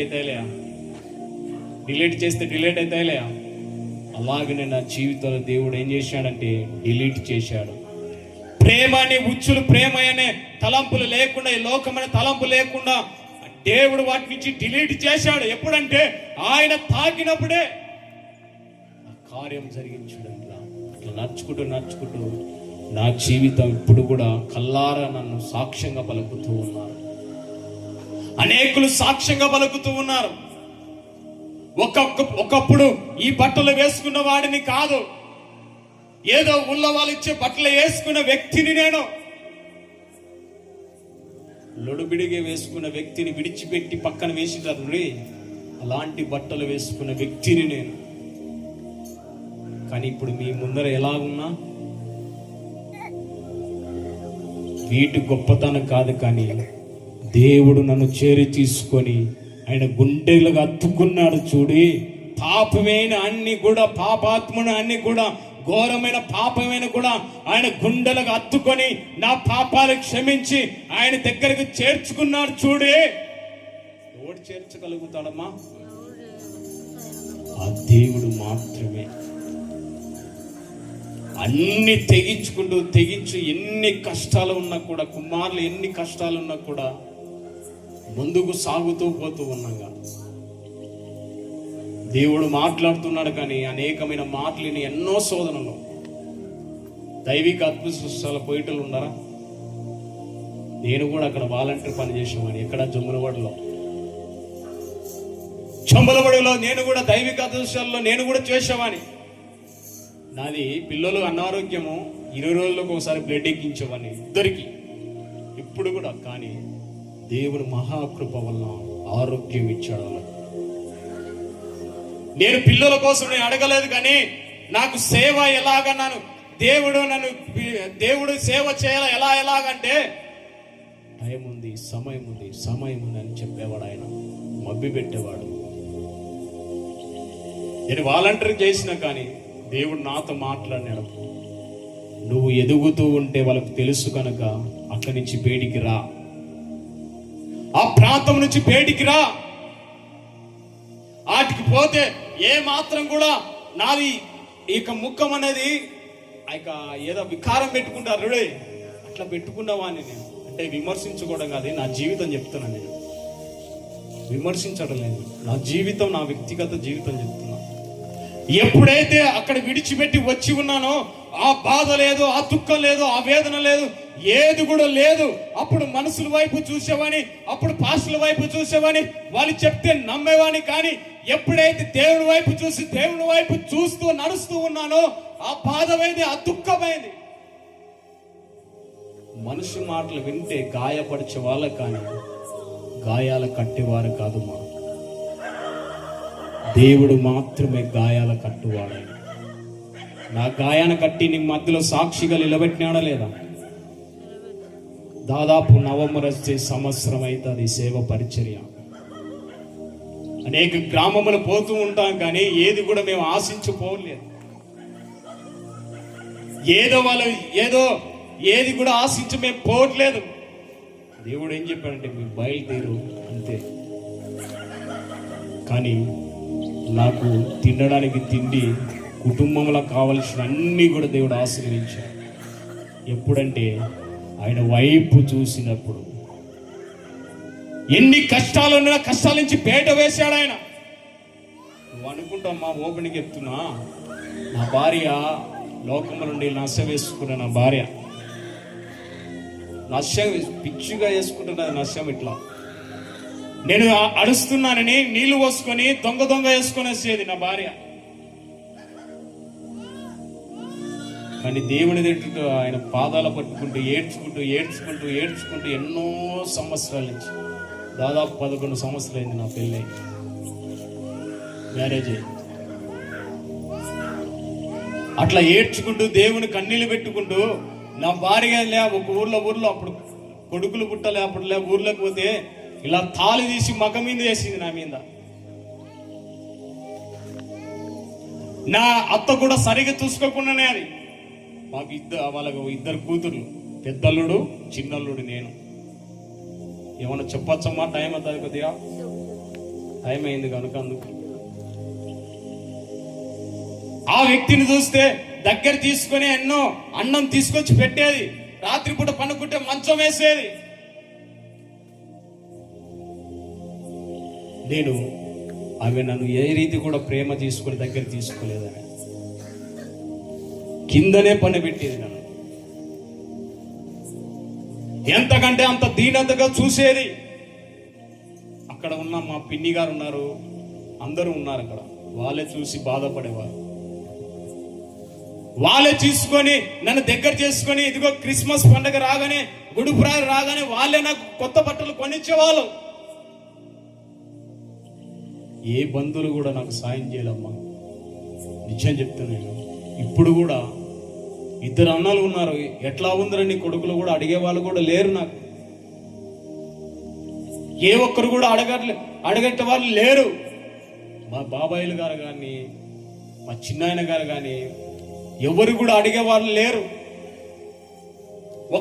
ఒకప్పుడు ఇది కొడుకులకు ఇలాగుందని అనేక మంది చేతులు చాపి అడిగేవాడిని. నా కొడుకులు కూడా చర్య తీసుకుని, కన్న తండ్రి కూడా, అత్త మామలు కూడా దగ్గర తీసుకొని ఎత్తుకోలేదు నా కొడుకును. అంత హీనంగా చూసేవాళ్ళు మమ్మల్ని, అంతగా నన్ను చూసేవాళ్ళు. కన్న తల్లి కూడా నా కొడుకులు ఎత్తుకోలేదు. ఏంటికంటే వాళ్ళు పండుకుంటేనే ఇవన్నీ కన్ను పూసలు బూడిపోయేది కన్నల్లా, ఈ కారంగా ఉన్నవాళ్ళు. వాళ్ళు వాటి చూస్తేనే అసహ్యం వేస్తుంది. అది బట్టతో తుడ్చనే ఆ కన్ను ఓపెన్ అవుతుంది. అలాగా ఎవ్వరు కూడా నా కొడుకులు దగ్గర తీసుకోలేదు. చిన్నోనైతే చాలా ఏళ్ళని చేసేవాళ్ళు. దోగాడవాడు కాళ్ళతో ఇట్టిట నగేవాళ్ళు తన జీవితాలు విడిచిపెట్టి లోకాన్ని విడిచిపోయారు. చూడండి పిల్లరా, ఈ దినములో నవ్వుతూ ఉన్నారంటే నేను చూసి, ఎవరైనా నవ్వుతున్నారంటే నువ్వు దేవుని నమ్ముకున్న బిడ్డవైతే, దేవుని నమ్ముకున్న విశ్వాసమైతే, దేవుడు అందరి ఎదుట నిన్ను సాక్షిగా నిలబెట్టబడుతున్నాడు. ఈ రాత్రికాల సమయంలో సమరశ్రేణి సాక్షిగా నిలబెట్టినాడు. ఈ రాత్రికాల సమయంలో కూడా నేను సాక్షిగా నిలబెట్టబడుతున్నాడు. ఆ కుండను విడిచిపెడితే నీ ఎదుట నేనే సాక్షి. అది ఎంత అయితే తెలుసా? 10,30,000 కారాలు. ఒకప్పుడు లేనివాడిని. అవి గొప్పతనం కాదు నేను చెప్పేది. నేను గొప్పతనం ఘోరం గురించి కాదు, అవి ఇచ్చాడని గొప్ప కాదు నేను చెప్పేది. దేవుడు నన్ను రక్షించడమే గొప్ప. ఏది ఇచ్చినది కాదు. ఆయన ప్రేమ మన కోసం రక్తం కార్చాడు చూడి, అది గొప్ప. ఆయన ప్రాణం సిలువలో ప్రాణం విడిచిపెట్టారు చూడి, అది గొప్ప. నా కొడుకు ఈ రాత్రి కాల సమయంలో, మీరు చందమా హాస్పిటల్ వెళ్తానందెల్లో, ఈ రాత్రి కాల సమయంలో కర్నూలు తీసుకోపోతే నీ కొడుకు చనిపోతాడు అన్నాడు. చాలా ఉండదు చెప్తే. అంతా అయిపోయింది, డబ్బులలో అయిపోయినాయి, కానీ ఛార్జీకి మాత్రం ఉంది. అలా పోతూ ఉంటే అనేక వాళ్ళు ఫోన్ చేస్తున్నారు, ఏం కాదులే ఓదారుస్తూ ఉన్నారు. కానీ ఓదార్చే వాళ్ళు ఊరికే చెప్పుకోబడుతున్నారు. కానీ ఇలా మీద పెట్టుకొని ఏడుస్తూ ఉంటే పెద్దోని, అప్పుడు దేవుని యొక్క దర్శనం కనపడుతుంది. నీకు ఇచ్చిన కుమారుడు విందని అంత ఏడుస్తూ ఉన్నావే. అమ్మా ఒక మాట చెప్తా, మీరు బాధపడుతుంటే వచ్చి ఇంకా బాధపట్ల మాటలు చెప్తే ఎలాగుంటుంది నీకు? చెప్పరమ్మా? లేచి అర్చావా లేదా? నేను బాధపడుతుంటే అప్పుడు దేవుడు దర్శనం కనపడుతుంది. నేను ఇచ్చిన కుమారుడే, నేను ఇచ్చిన కుమారుని కోసమే నువ్వు అంత బాధ కలుగుతూ ఉన్నావే, చూడు. నేను నీ కోసము కల్వరిగిరిలో రక్తం కార్చి ఉన్నా, నీ కోసము ప్రాణ పెట్టిన చూడు. వేరే వాళ్ళైతే ఏమంటారు? నువ్వు దేవుడైనా అంటారు. కానీ నిజమైన నాకు ఒప్పుకొని కన్నీళ్లు తెరుచుకొని ఆ జీవితాన్ని విడిచిపోయి, ఎన్నో కన్నీళ్ళు చెప్పుకోలేని బాధలు ఎన్నో మనుషులకు చెప్పలే. నేను మా తల్లి అయినా ఏదైనా సమస్య వచ్చే, నాకు మా ఇద్దరు అన్నదమ్ములు, వాళ్ళ ఇద్దరు అన్నలు నాకు తాగొచ్చి ఏదో కొట్టాడ పెట్టుకుంటే మా అమ్మను ఏదో ఒకటి రాయడం కానీ కొట్టడం కానీ చేయబడతారు. ఆమె ఏడ్చేవాది, ఏదో బాధ వచ్చి ఏడ్చేది, నా ముందర వచ్చి ఏడ్చేది. నేను అనేవాడిని, మా ముందర ఏడిస్తే ఏమొస్తుంది?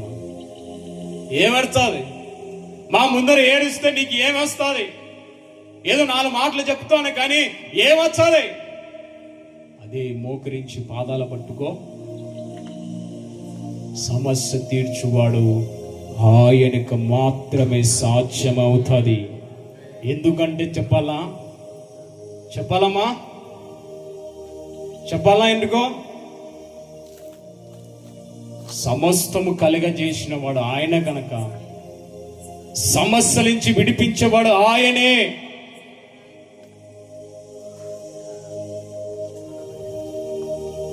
నమ్ముట నీ వలనైతే నమ్మువానికి మన సమస్తమంతా సాధ్యం అంటున్నాడే. నీ బ్రతుకులో, మన బ్రతుకులలో ఈ కష్టం పోలేదు. నేను ఏంటికి నమ్ముతూ ఉన్నావా? నీ జీవితంలో నమ్ముతూ ఉన్నా, నమ్ముతే సమస్తము సాధ్యం అంటున్నాడు లేఖనాల్లో. ఒక సున్నైన కానీ ఒక పొల్లైన కానీ సమచించదంటున్నాడు. సమచిస్తుందా? ఏదో మన ఇంట్లో ఎవరైనా కానీ డబ్బులు ఇస్తారా కానీ, ఎవరైనా ఏ విషయంలో కానీ మాట తప్పవుతారా కానీ, మాట తప్పని నరుడు కాడు ఆయన. మాట తప్పని నరుడు కాదు. మాట ఇచ్చాడంటే మాటను నిలబెట్టే దేవుడు. ఎన్నోసార్లు నేను కూడా మాట తప్పినా, ఆయన ఎదుటో నేనే తప్పినా.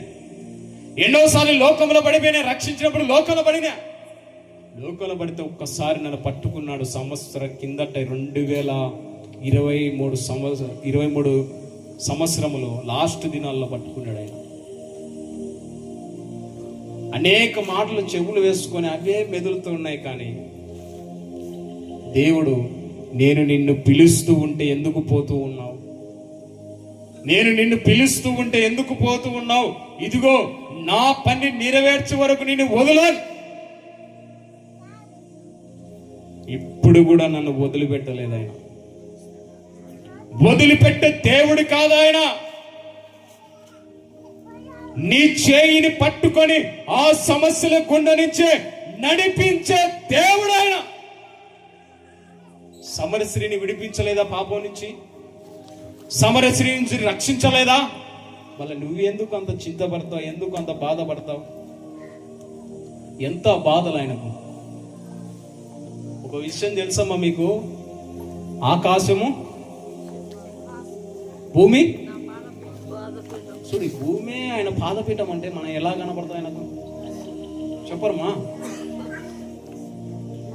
భూమి తన పాదపీఠం అంటున్నాడు. మళ్ళీ నిన్ను నన్ను చూస్తూ ఉన్నాడు ఆయన. ప్రతిదీ కూడా నేను గుర్తెరుగుతూ ఉన్నాడే. నీ సమస్య ఏదో, నీ బాధ ఏదో, నువ్వు ఏ వేదన పడుతున్నావో ప్రతిదీ కూడా ఆయన గుర్తెరుగుతూ ఉన్నాడే. విన్నది ఎవరంటే మీరే. అందుకే ఒక మాట అంటుంటాడు, ఆకాశమా ఆలకించు, భూమి. ఎందుకు మాట్లాడుతున్నాం ఆకాశంతో? భూమి చెవెక్కు ఎందుకు అంటున్నాడు? పిల్లలు పెద్ద చేసి వారు నా మీద ఏం చేస్తున్నారట? ఎట్లా తిరగబడుతున్నారు అనుకుంటున్నారు? పాపముతో తిరగబడుతున్నారు. నీతో మాట్లాడాల్సిన చెప్పవలసిన విషయాలు చెప్పలేక ఎవరితో మాట్లాడుతున్నా అంటే, ఆకాశమా ఆలకించుమా, భూమి చెవి ఎక్కుము. ఆకాశం ఆలకిస్తూ ఉన్నది, భూమి చెవి ఎక్కుతూ ఉన్నది. పిల్లలు పెద్ద చేసినా కానీ వారు నా మీద ఏం చేస్తున్నారు? తిరగబడుతున్నాను. లేఖనాలు రాయబడినాయి. ఈ రాత్రికాల సమయంలో గుర్తెరుగుతారా? సమరశ్రీ విడిచిపెట్టినట్టు, కుండ విడిచిపెట్టు, తన పాపాలు విడిచిపెట్టినట్టు ఈ రాత్రి కాల సమయంలో మన పాపములో ఈ రోత జీవితంలో విడిచిపెడతామా? అయితే తీర్మానం చేసుకొని మీకోసం ప్రార్థన చేయబడతాం. లేని అందరూ